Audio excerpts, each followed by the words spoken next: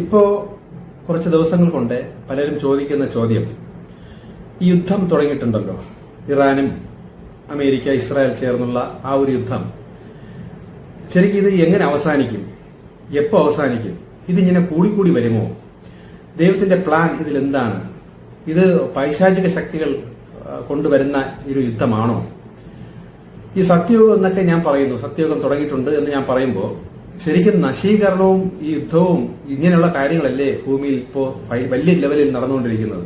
അപ്പൊ ഇതിനിടയിൽ സത്യയുഗം എങ്ങനെ തുടങ്ങി എന്നെങ്ങനെ പറയാൻ പറ്റും? ഇങ്ങനെയൊക്കെ പല പല സംശയങ്ങളാണ് പലരും ചോദിക്കുന്നത്.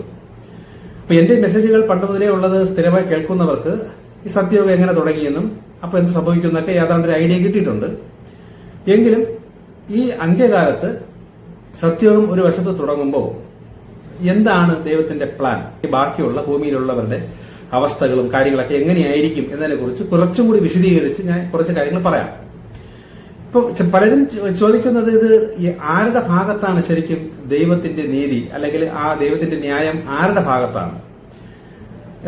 മുസ്ലിംസുകൾ വിളിച്ച് ചോദിക്കുമ്പോൾ മുസ്ലിംസിനെ സപ്പോർട്ട് ചെയ്തുകൊണ്ട് സംസാരിക്കുന്നുണ്ട്, എന്നാൽ ചില ക്രിസ്ത്യൻസ് അല്ലെങ്കിൽ ഹിന്ദുക്കളൊക്കെ ഇത് ഇസ്രായേലിന്റെ ഭാഗത്ത് ശരി എന്ന രീതിയിൽ സംസാരിക്കുന്നുണ്ട്. അപ്പൊ ഇങ്ങനെ പലരും പല അഭിപ്രായം പറയുന്നുണ്ട്. അപ്പൊ എന്റെ അഭിപ്രായം അറിയാനായിട്ട് പലരും ചോദിക്കുന്നുണ്ട്.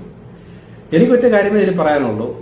ശരിക്കും കഴിഞ്ഞ യുഗം ശ്രീകൃഷ്ണന്റെ കാലഘട്ടത്ത് മഹാഭാരത യുദ്ധം നടന്നല്ലോ, പഞ്ചപാണ്ഡവർ തമ്മിലുള്ള യുദ്ധം നടന്നല്ലോ. അന്ന് ഭൂമിയിലുള്ള സകലമാന രാജാക്കന്മാരും രണ്ട് പക്ഷത്തായിട്ട് ചേർന്ന് ഭയങ്കരമായ യുദ്ധം നടന്നു. ശരിക്കും എന്തിനു വേണ്ടിയിട്ടായിരുന്നു അന്നത്തെ യുദ്ധം എന്നതിന്റെ കാര്യങ്ങൾ മനസ്സിലാക്കിയാൽ ഈ കാലഘട്ടത്തും ശരിക്കും യുദ്ധം എന്തിനാണെന്നും എന്തുകൊണ്ടാണ് ഇതൊക്കെ സംഭവിക്കുന്നതെന്നും ഒരു ഐഡിയ കിട്ടും. ശരിക്കും അന്നത്തെ യുദ്ധം ആരുടെ ഭാഗത്തായിരുന്നു ശരി? തിന്മ നന്മ, അല്ലെങ്കിൽ നന്മ തിന്മ തമ്മിലുള്ള യുദ്ധം എന്നൊക്കെ പലരും പറയുന്നുണ്ട്. ശരിക്കും ആരുടെ ഭാഗത്താണ് നന്മ, ആരുടെ ഭാഗത്താണ് തിന്മ? ഇതൊക്കെ പറയാൻ പോയി കഴിഞ്ഞാൽ ഒരുപാട് കാര്യങ്ങളുണ്ട്. എങ്കിലും ജസ്റ്റ് ചുരുക്കി പറഞ്ഞുതരാം. പാണ്ഡവർക്കും കൗരവർക്കും അവരവരുടെ അവകാശങ്ങൾ വേണം, രാജ്യം വേണം. ഇതിനു വേണ്ടിയിട്ടൊക്കെ തന്നെയാണ് അടിസ്ഥാനപരമായിട്ട് യുദ്ധം. അതായത് അധികാരം, പണം, ഇതൊക്കെ തന്നെയാണ് മെയിൻ. അപ്പൊ അതിനു വേണ്ടിയിട്ടായിരുന്നു യുദ്ധം. ശരിക്കും പാണ്ഡവർക്ക് ഈ യുദ്ധത്തിൽ യാതൊരു അവകാശം പറയാൻ പറ്റൂല. കാര്യം പാണ്ഡവരുടെ അച്ഛന്റെ പാരമ്പര്യമായിട്ടുള്ള ആ രാജ്യം പാണ്ഡവർക്കാണ് അവകാശം എന്ന് പറഞ്ഞാണ് യുദ്ധം ചെയ്യണമെങ്കിലും ഈ യുദ്ധം ചെയ്ത ഈ 5 മക്കളും പാണ്ഡുവിന്റേതല്ല. പാണ്ഡവർ എന്ന് പറഞ്ഞത് പാണ്ഡുവിന്റെ മക്കളായോണ്ടാണല്ലോ. അപ്പൊ പാണ്ഡുവിന്റേതാണ് ആ അവകാശം, അത് ഞങ്ങൾക്ക് വേണം എന്ന രീതിയിലാണ് ഒരു വശത്ത് യുദ്ധം പറഞ്ഞെങ്കിലും ഈ 5 പാണ്ഡവരെന്ന് പറഞ്ഞ 5 പേരും പാണ്ഡുവിന്റെ മക്കളല്ല. അവരെല്ലാരും ഈ ഭൂമിയിൽ അന്ന് കറങ്ങി നടന്നിരുന്ന, ഭൂമിയിൽ ദൈവം ചില ഡ്യൂട്ടിയും നിയോഗങ്ങളും കൊടുത്തിരുന്ന ചില അദൃശ്യ ശക്തികളുടെ മക്കളാണ്. ചുരുക്കം പറഞ്ഞ ഏലിയൻസിൽ നിന്ന് ജനിച്ചവരാണ് ഈ 5 മക്കളും. അപ്പൊ ഇവരുടെ അച്ഛന്റെ അവകാശം പറഞ്ഞ് യുദ്ധം ചെയ്യേണ്ട ആവശ്യം വരുന്നില്ല. പക്ഷെ കൃഷ്ണൻ അവരെ കൂടെ നിന്നു. ഇതൊന്നും പറഞ്ഞ് മനസ്സിലാക്കിയിട്ട് പിന്മാറ്റിയതും ഇല്ല. കാരണം ഒരു യുഗം തീരണമെങ്കിൽ ആ യുഗത്ത് ഒരു നാശം സംഭവിക്കണം, എങ്കിലേ അടുത്ത ഒരു യുഗം തുടങ്ങി വരുള്ളൂ. അപ്പൊ ആ കഴിഞ്ഞ യുഗത്തിൽ ഈ സകലരും തിന്മയിലാണ്, നന്മയുള്ള അപൂർവം ചിലരേ ഉള്ളൂ. അതുകൊണ്ടാണ് കൃഷ്ണൻ കുറച്ച് കുട്ടികളെയും സ്ത്രീകളെയും മാത്രം അടുത്ത ജനറേഷന് വേണ്ടി, കലിയുഗത്തിന്റെ പുതിയ തുടക്കത്തിന് വേണ്ടി അവരെ മാത്രം തിരഞ്ഞെടുത്തിട്ട് ബാക്കി സകലരും നശിച്ചു പോയെന്ന് വെച്ചാൽ ദൈവം ആരെ നശിപ്പിക്കേണ്ട. ഈ തിന്മ കയറി കയറി വരുമ്പോൾ ഇവർ തന്നെ തമ്മിൽ അങ്ങോട്ട് അധികാരമോഹത്തിനും പണത്തിനും ധനത്തിന്റെ അത്യാഗ്രഹം കാരണം അങ്ങോട്ടും ഇങ്ങോട്ടൊക്കെ യുദ്ധം ചെയ്ത് താനെ നശിച്ചുകൊള്ളും. കൃഷ്ണൻ അവിടെ ഒരു ഇടനിലയായി നിന്നുകൊണ്ട് ഇതിനെ അനുവദിച്ചു വിട്ടു എന്നേ ഉള്ളൂ. കാരണം ആരെയും പഠിപ്പിച്ച് നന്നാക്കിയെടുക്കാനുള്ള കാലഘട്ടം ഇല്ല. ആ ഒരു സമയം കഴിഞ്ഞുപോയി. എല്ലാവരും തിന്മയുടെ അങ്ങ് അറ്റം എത്തുമ്പോഴാണ് പ്രകൃതി തന്നെ ഇങ്ങനെ ഒരു അവസ്ഥ പ്ലാൻ ചെയ്ത് നിമിത്തം പോലെ ഉണ്ടാക്കിക്കൊണ്ട് വരുന്നത്. വരുമ്പോ നശിക്കേണ്ടവർ തന്നെ യുദ്ധം ചെയ്ത് നശിക്കും. ഇതില് നന്മയായത് തിന്മയെന്ന് പറയാനൊന്നും പറ്റൂല. എല്ലാവരിലും ഉണ്ട് കുറെ നന്മവശം, എല്ലാവരിലും ഉണ്ട് കുറെ തിന്മവശം. അതിന് മാറ്റമൊന്നുമില്ല. പക്ഷെ ഈ നന്മവശം മാത്രം മനസ്സിലാക്കി അതിന് മാത്രം ഉറച്ചു നിന്ന് തിന്മയെ മൊത്തം ഉപേക്ഷിക്കാൻ തയ്യാറായി വരുന്ന അല്പചിലരെ കൊണ്ടാണ് ശരിക്കും പറഞ്ഞാൽ ഒരു പുതിയ കാലഘട്ടത്തിലേക്ക് കൊണ്ടുപോകുന്നത്. അന്നത്തെ കാലഘട്ടത്ത് കുട്ടികളെ മാത്രമേ ശരിക്കും അതിന് യോഗ്യമായി കിട്ടിയുള്ളൂ. പുരുഷന്മാരും മറ്റവരൊക്കെ വളരെ അപൂർവം ചിലരെ ഉണ്ടായിരുന്നുള്ളൂ. അതേപോലെ തന്നെയാണ് ഇനി സത്യയുഗത്തിലോട്ട് പോകുമ്പോഴും സത്യം, ധർമ്മം, നീതി, ന്യായം ഇത് പാലിക്കാൻ തയ്യാറായി വരുന്ന അല്പം ചിലരെ ദൈവം അവരെ പഠിപ്പിച്ച് സിറ്റുവേഷനിലൂടെയും ഇപ്പൊ ഞാനീ കൊടുക്കുന്നത് പോലുള്ള അറിവുകളിലൂടെയും ജ്ഞാനത്തിലൂടെയൊക്കെ അവരെ മാത്രം നന്മയിലേക്ക് പൂർണ്ണമായിട്ട് കൊണ്ടു. അപ്പൊ അവരവരിലുള്ള തിന്മ ബാക്കി എന്തെങ്കിലും ഉണ്ടെങ്കിൽ അതും കൂടി ഒഴിവാക്കി അവർ ഒഴിവാക്കാൻ തയ്യാറായിരിക്കും. പക്ഷെ മറ്റവരങ്ങനെ തയ്യാറാവില്ല. അവരെന്തെങ്കിലുമൊക്കെ ന്യായം പറഞ്ഞ് പിന്നെയും അവർ എന്താണോ ആഗ്രഹിച്ചിരിക്കുന്നത് അതിൽ തന്നെ ഉറച്ചു നിന്നും കൊണ്ട് മുന്നോട്ട് പോകുള്ളൂ. അങ്ങനെയുള്ളവരെ നന്നാക്കി എടുക്കാൻ പറ്റൂല. അങ്ങനെയുള്ളവരും സത്യയുഗത്തിലോട്ട് വരെയില്ല. അവരൊക്കെ തന്നെ ഈ അത്യാഗ്രഹവും സ്വാർത്ഥ ഭൗതിക സുഖത്തിന് വേണ്ടിയിട്ടൊക്കെ തമ്മിൽ തല്ലി അവർ തന്നെ നശിച്ചുകൊള്ളും. എന്നാൽ ഇത് തമ്മിൽ തല്ലി നശിക്കാത്ത കുറച്ചുപേരുണ്ട്. രണ്ടും കെട്ട പരുവത്തിൽ അത്ര തിന്മയുമല്ല എന്ന ലെവലിൽ നിൽക്കുന്ന കുറെ പേരുണ്ട്. അവർ ഇതിന്റെ ഇടയിൽപ്പെട്ട് കഷ്ടങ്ങളും യാതനകളും അനുഭവിച്ച് അവർ പെട്ടെന്ന് മരിക്കൂല. അവർ ഈ കർമ്മഫലം അത്രയും ഭൂമിയിൽ വെച്ച് തന്നെ അനുഭവിച്ചിരിക്കും. ഇപ്പൊ തന്നെ ഈ യുദ്ധം നടക്കുമ്പോൾ മരിക്കുന്നവരങ്ങ് മരിക്കുന്നു. അതില് കുറച്ച് കൊള്ളാവുന്നവര് സ്വർഗം എന്ന ഡയറക്ഷനിലോട്ട് പോകും, ഇല്ലെങ്കിൽ മോക്ഷത്തിലോട്ട് പോകും, ഇല്ലെങ്കിൽ അടുത്ത ജന്മമെടുത്ത് പോകും. നെഗറ്റീവായി നിൽക്കുന്നവർ അതിന്റേതായ തലത്തിലോട്ട് നരകം എന്ന് പറയുന്ന ഡയമെൻഷനിലോട്ട് അവരെ ചിലർ പോകുന്നുണ്ട്. ചിലര് പൂർണ്ണമായി നെഗറ്റീവ് ശക്തിയുടെ കീഴിൽ എനർജി അല്ല ആത്മാവിനെ ആ നെഗറ്റീവ് കൊണ്ടുപോയി പോകുന്നുണ്ട്. ഇങ്ങനെ പെട്ടെന്ന് മരണം സംഭവിക്കുമ്പോൾ ഇത് രണ്ടും ഒരു സമയത്ത് സംഭവിച്ചുകൊണ്ടേയിരിക്കും. ഇപ്പൊ പെട്ടെന്ന് മരിക്കുന്നു. ഇപ്പൊ മിസൈൽ വന്ന് വീണു, കുറെ പേരെ മരിച്ചു എന്ന് പറയുമ്പോൾ അതില് അവരുടെ അവസ്ഥ വെച്ചിട്ട് അടുത്ത ജന്മമോ മോക്ഷമോ ഇല്ലെങ്കിൽ ഓരോ ശക്തികൾ എടുക്കേണ്ട രീതിയിൽ പോസിറ്റീവും നെഗറ്റീവായിട്ട് വേർതിരിച്ച് ആത്മാവെന്ന ഊർജ്ജം രണ്ടുപേരും കൊണ്ടുപോകും. ഇത് പെട്ടെന്ന് മരിക്കുന്നവർക്ക് അങ്ങനെ സംഭവിക്കും. എന്നാൽ ഇതിലൊക്കെ പെടാതെ ഇതിന്റെയൊക്കെ ഫലമെന്ന രീതിയിൽ കഷ്ടങ്ങൾ അനുഭവിക്കുന്നു. ദാരിദ്ര്യത്തിലും സാമ്പത്തിക ബുദ്ധിമുട്ട്, അംഗവൈകല്യം, രോഗങ്ങൾ, വിഷയം ഇങ്ങനെ അനുഭവിക്കുന്ന കുറെ വിഭാഗ ജനങ്ങൾ ഇതിന്റെ ഇടയിലുണ്ട്. അതായിരിക്കും ഇനി കൂടുതൽ വരുന്നത്.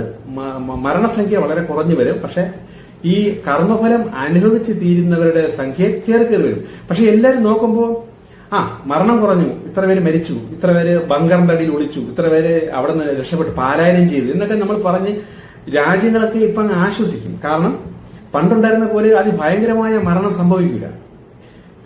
അങ്ങനെ മരിച്ചു കഴിഞ്ഞാൽ കർമ്മഫലം ഇനി എങ്ങനെ അനുഭവിച്ച് തീരും? കാരണം കാലഘട്ടം ഇനി ഉണ്ടെങ്കിൽ പിന്നെയും ജന്മങ്ങൾ നൽകി ജന്മങ്ങൾ കൊടുത്ത് ഇവരെയൊക്കെ കർമ്മഫലം അനുഭവിക്കാൻ സമയമുണ്ടെന്ന് പറയാം. ഇപ്പൊ അങ്ങനെ സമയമില്ല. ഞാൻ പറഞ്ഞില്ല, ഒരു 300-350 വർഷത്തിനകം പൂർണ്ണമായും തിന്മ ഫുള്ളും നശിച്ച് അല്പം ചിലരെ വെച്ച് ഒരു സത്യയുഗം അന്ന് ഉണ്ടായി വന്നിരിക്കുക. അന്ന് തിന്മ ജനം വളരെ കുറവും സത്യത്തിലുള്ള ജനങ്ങളായിരിക്കും അന്ന് കൂടി നിന്നും കൊണ്ട് ഈ ഭൂമിയെ മൊത്തം ഭരിക്കുന്നത്. അപ്പൊ അങ്ങനെ എത്തണമെങ്കിൽ തിന്മയായിട്ടുള്ള മനുഷ്യർ കംപ്ലീറ്റും നശിച്ചു പോവുകയോ കർമ്മഫലങ്ങളെല്ലാം അനുഭവിച്ച് തീർത്ത് അവർ തന്നെ മാനസാന്തരപ്പെട്ട് നന്മയിലേക്ക് വരികയോ ചെയ്യണം. ഇത് രണ്ടും സംഭവിക്കണം. ഇത് രണ്ടും സംഭവിക്കാൻ വേണ്ടിയിട്ടുള്ള നിമിത്തങ്ങളാണ് ഇപ്പോൾ ഈ അന്ത്യകാലത്ത് സംഭവിച്ചുകൊണ്ടിരിക്കുന്ന പ്രകൃതിക്ഷോഭങ്ങളും യുദ്ധങ്ങളും പകർച്ചവ്യാധികളും. അപ്പൊ പലരും ചോദിക്കുന്നുണ്ട്, ഇത് കൂടി വന്നങ്ങ് മൊത്തം നശിക്കുമോ എന്ന് പലരും ചോദിക്കുന്നുണ്ട്. അങ്ങനെ മൊത്തം കൂടി വന്നങ്ങ് നശിക്കും എന്ന് പറഞ്ഞാൽ ചിലർക്ക് അങ്ങനെ ഒരു നാശം സംഭവിക്കും, ചിലർക്ക് ഇങ്ങനെ സംഭവിക്കില്ല. അപ്പൊ ഒരു ഉദാഹരണം പറഞ്ഞാൽ, ഇതിന് തൊട്ട് മുമ്പത്തെ ദൈവത്തിന്റെ പ്ലാൻ ഒരു മാറാരോഗം കൊണ്ട് സകലരെയും ഒന്ന് കർമ്മഫലം അനുഭവിപ്പിക്കുകയും ഒക്കെ കൊറോണയും അറിയാലോ കോവിഡ് ഒക്കെ വന്ന സമയത്ത്. അപ്പൊ അതിലൂടെ നശിച്ചവർ ഒരുപാട് പേരുണ്ട്, അതിലൂടെ പഠിച്ചവർ ഒരുപാട് പേരുണ്ട്, അതിലൂടെ ഉയർച്ചകൾ വന്നവരും പലരും ഉണ്ട്. അപ്പൊ ഇങ്ങനെ ഒരു സംഭവം സംഭവിക്കുമ്പോൾ അതിലൂടെ നന്മയായിട്ടുള്ളവരെ ദൈവം ഏതെങ്കിലും നിമിത്തത്തിലൂടെ ഉയർത്തിക്കൊണ്ടുവരും, തിന്മയായിട്ടുള്ളവരെ പൂർണ്ണ തിന്മ നിൽക്കുന്നവരെ മൊത്തം നശിപ്പിച്ച് ഈ ഭൂമിയിൽ നിന്ന് മാറ്റിക്കളയും. എന്നാൽ അല്പം കുറച്ച് കർമ്മഫലം അനുഭവിച്ച് തീർന്നാൽ ഈ വ്യക്തിക്ക് മോക്ഷമോ ഇല്ലെങ്കിൽ ഇത്രയും പെട്ടെന്ന് അടുത്ത ജന്മമോ കൊടുക്കാൻ കഴിയുന്ന ആത്മാക്കളെ ഭൂമിയിലിട്ട് തന്നെ ശക്തമായ രീതിയിൽ അനുഭവത്തിലൂടെ പഠിപ്പിക്കുകയും ചെയ്യും. അപ്പൊ ഇത് മൂന്നും ഈ കാലഘട്ടത്തിൽ നടന്നുകൊണ്ടിരിപ്പുണ്ട്. ഇത് ക്രമേണ കൂടി വരികയുള്ളൂ എന്നാണ് ദൈവം എന്നോട് പറയുന്നത്. ഒറ്റയടിക്ക് ഭയങ്കരമായ നാശം സംഭവിച്ച് മൊത്തമൊന്നും നശിച്ചു പോകില്ല. അങ്ങനെ വരുമ്പോൾ ഒരുപാട് ആത്മാക്കൾക്ക് കർമ്മഫലം അനുഭവിച്ച് തീരാതെ വീണ്ടും ജന്മമെടുത്ത് വരേണ്ടി വരും. അങ്ങനെ ഒരു ഓപ്ഷൻ ഇനി അങ്ങനെ ദൈവം കൊടുക്കുന്നില്ല. മാക്സിമം ഇവിടെ ഇട്ട് തന്നെ ഈ ഭൂമിയിൽ വെച്ച് തന്നെ പഠിപ്പിച്ച് കർമ്മഫലങ്ങളെല്ലാം അനുഭവിച്ച് തീർത്ത്. അപ്പൊ പഠിപ്പിച്ചു എന്ന് പറഞ്ഞു കഴിഞ്ഞാൽ ഈ മരണത്തിന് തൊട്ട് മുമ്പ് വരെ കുറെ കാര്യങ്ങൾ അവർ പഠിക്കും എന്നേ ഉള്ളൂ. അല്ലാതെ പഠിച്ചുകൊണ്ട് പിന്നെ അവർക്കൊരു സുഖം എന്ന് പറയുന്ന കാര്യം ഈ ഭൂമിയിൽ പാടാണ്. അങ്ങനെയുള്ളവർ വളരെ അപൂർവം ചിലരേ ഉള്ളൂ. അവരെയാണ് ഞാൻ ഈ പറയുന്നത് പോലെ അറിവ് കൊണ്ടും ജ്ഞാനം കൊണ്ടും തന്നെത്താൻ ചേഞ്ച് ആവാൻ തയ്യാറായി അവർ തന്നെ മാറി വരും. അപ്പൊ അങ്ങനെ വരുന്നവർക്ക് ഈ ദുരന്തങ്ങൾക്കിടയിലൂടെ അദൃശ്യ ശക്തികളുടെ നിമിത്തങ്ങൾ പ്ലാൻ ചെയ്ത് ഇവരെ മാത്രം എങ്ങനെയൊക്കെയോ രക്ഷിച്ചുകൊണ്ട് പോകുന്ന ഒരു അവസ്ഥയിലേക്ക് വരുമെന്ന് ദൈവം പറഞ്ഞിട്ടുണ്ട്. ഞാൻ അങ്ങനെ പല രീതിയിൽ അനുഭവിച്ചിട്ടുണ്ട്. ഇതെങ്ങനെയാണ് നിങ്ങൾക്ക് സംഭവിക്കുന്നതെന്നുള്ളത് നിങ്ങൾ മാക്സിമം പോസിറ്റീവായി ആ ദൈവമായിട്ടൊരു കമ്മ്യൂണിക്കേഷൻ ദർശനത്തിലൂടെയും സ്വപ്നത്തിലൂടെയൊക്കെ കമ്മ്യൂണിക്കേറ്റ് ചെയ്ത് വരുന്ന ലെവലിൽ നിങ്ങൾ ഉയർന്നു വന്നാൽ ഈ ദുരന്തങ്ങളുടെ ഇടയിൽ നിന്നും നിങ്ങളെ എങ്ങനെ നിമിത്തങ്ങളിലൂടെ മാറ്റി കൊണ്ടുപോകുന്നു, അല്ലെങ്കിൽ നിങ്ങൾക്കൊരു ഉയർച്ച എങ്ങനെ തരുന്നു എന്നൊക്കെ അനുഭവത്തിലൂടെ തിരിച്ചറിയാൻ പറ്റുള്ളൂ. നേരത്തെ കൂട്ടി എനിക്ക് പറഞ്ഞുതരാനോ അത് ആർക്കും പ്ലാൻ ചെയ്യാൻ കഴിയില്ല. കാര്യം ഓൺ ദി സ്പോട്ട് വരുന്ന പ്ലാനിംഗ് ആണ്. മറ്റ് അദൃശ്യങ്ങൾ തക്ക സമയത്ത് പ്ലാൻ ചെയ്ത് നിമിത്തങ്ങളിലൂടെ നിങ്ങളെ നയിച്ചുകൊണ്ട് പോകുന്ന ഒരു രീതിയാണ്. അപ്പൊ ഇതൊരു സൈഡിൽ നടക്കും. അപ്പൊ സത്യയുഗത്തിലോട്ട് വരേണ്ട ആൾക്കാരെ അല്ലെങ്കിൽ ആ ആത്മാക്കളെ ഒരു സൈഡിലൂടെ അറിവും ജ്ഞാനവും കൊടുത്ത് അവരെ മാക്സിമം പോസിറ്റീവ് ആക്കി കൊണ്ടുവരുന്ന ഒരു പ്രക്രിയ നടന്നുകൊണ്ടിരിക്കവേ തന്നെ അത്യാഗ്രഹവും ആർത്തിയും പിന്നെ പ്രകൃതിക്ക് വിരുദ്ധമായ രീതിയിൽ ജീവിച്ച് ഭൗതിക സുഖത്തിൽ ആറാടി പോകുന്നവർക്ക് ഇങ്ങനെയുള്ള കഷ്ടങ്ങളും ദുരന്തങ്ങളൊക്കെ സംഭവിച്ചുകൊണ്ടിരിക്കുകയും ചെയ്യും. അപ്പൊ പലരും പറയുന്നുണ്ട് നിരപരാധികളായ ഒരുപാട് പേര് കിടന്നതിൽ അനുഭവിക്കുന്നില്ലേ. നിരപരാധികളാണെന്ന് നമ്മളാണ് പറയുന്നത്, പ്രകൃതി എന്ന് പറയില്ല. അവരുടെ ഭാഗത്ത് എവിടെയൊക്കെയാണ് കർമ്മത്തിന്റെ ഫലങ്ങൾ അനുഭവിക്കേണ്ടതെന്നുള്ളത് കണക്ക് അത്യശക്തികളുടെ കയ്യിലുണ്ട്. പുറമേ നിന്ന മനുഷ്യർക്കൊന്നും ഇത് കണ്ടും കൊണ്ട് അയ്യോ നിരപരാധികൾ എന്ന് പറയാൻ പറ്റൂല. ആത്മാക്കളെ കർമ്മഫലം അനുഭവിപ്പിക്കുമ്പോൾ അത് ശിശുക്കളെന്നോ സ്ത്രീകളെന്നോ വൃദ്ധരെന്നോ പുരുഷന്മാരെന്നോ അങ്ങനെയൊന്നുമില്ല. ഏതവസ്ഥയിലിട്ടും ആ കർമ്മത്തിന്റെ ഫലങ്ങൾ ബാലൻസ് ചെയ്ത് അനുഭവിച്ച് തീരേണ്ടതായിട്ടുണ്ട്. അത് പ്രകൃതിയാണ് നോക്കുന്നത്, അല്ലെ മറ്റേ അതിന് ശക്തികളാണ് പ്ലാൻ ചെയ്ത് ചെയ്യുന്നത്. നമ്മളിത്ര നോക്കിയാൽ മതി. നമ്മളുടെ ഇപ്പോഴത്തെ അവസ്ഥ വെച്ചിട്ട് നമ്മൾ മാക്സിമം പോസിറ്റീവിലോട്ട് ആ ദൈവമായിട്ട് കമ്മ്യൂണിക്കേഷനൊക്കെ വന്ന് നമ്മളുടെ ആത്മാവിലൂടെ നമ്മൾ വളർന്നു വന്നാൽ ഇതിലൊന്നും നമ്മളെ അധികം ബാധിക്കാതെ, ബാധിക്കുമോ എന്ന് വെച്ചാൽ കർമ്മഫലം തീരേണ്ട പല ഭാഗങ്ങളിലും നമ്മളെയും ചെറുതായിട്ട് ബാധിക്കും. പക്ഷെ പെട്ടെന്ന് തന്നെ നമുക്കതിൽ നിന്ന് റിക്കവർ ചെയ്തിട്ട് പ്രാർത്ഥിച്ചും ആ ദൈവം തന്നെ കാണിച്ചു തരുന്ന ആ വ്യവസ്ഥയിലൂടെ നമ്മൾ മുന്നോട്ട് പോയാൽ നമുക്ക് ഇതിന് രക്ഷപ്പെട്ടു പോവാം. അതിനാണ് എന്നിലൂടെ ദൈവം നിങ്ങളുടെ അടുത്തൊക്കെ പറയുന്നത് എത്രയും പെട്ടെന്ന് ആ ദൈവത്തോടുള്ള കമ്മ്യൂണിക്കേഷൻ ഉണ്ടാക്കിയെടുക്കണം.